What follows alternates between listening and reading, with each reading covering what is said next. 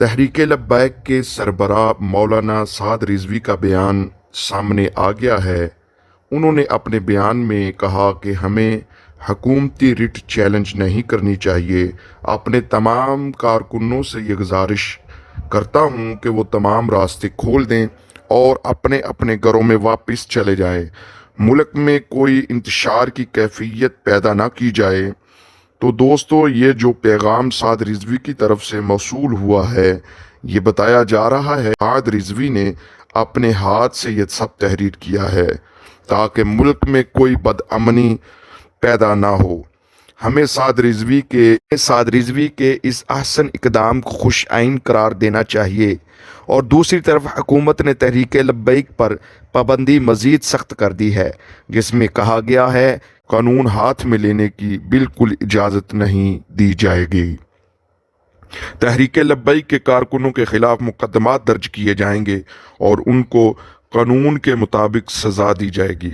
तो दोस्तों, पूछना यह था कि साद रिजवी को किस कानून के तहत गिरफ्तार किया गया, कौन सी दहशतगर्दी हुई थी। तहरीक लब्बैक ने अपने एक तहरीक का वादा किया था, एहतजाज की कॉल दी थी, वो 20 अप्रैल की थी, लेकिन 20 अप्रैल आने से पहले ही तहरीक लब्बैक के सरबराह साद रिजवी को गिरफ्तार कर लिया जाता है, जिसका रिएक्शन होना एक फितरती बात है। हम ये बिल्कुल नहीं कहते कि लोगों को पुलिस वालों पर तशद्दुद किया जाए। हम ये बिल्कुल नहीं कहते कि अफरा तफरी का आलम हो, मुल्क के अंदर इंतशार पैदा किया जाए, रास्ते रोके जाएं, एम्बुलेंसेस का रास्ता बंद किया जाए, मरीजों को अस्पताल ना पहुंचने दिया जाए। लेकिन दूसरी जानिब हुकूमत को भी अपने गिरेबान में झांकने की ज़रूरत है। अगर आप मुआहदे पर अमल दरामद नहीं करवा सकते थे तो आपने मुआहदा किया ही क्यों था? ये भी हुकूमत की तरफ से बहुत बड़ी नाइंसाफ़ी है।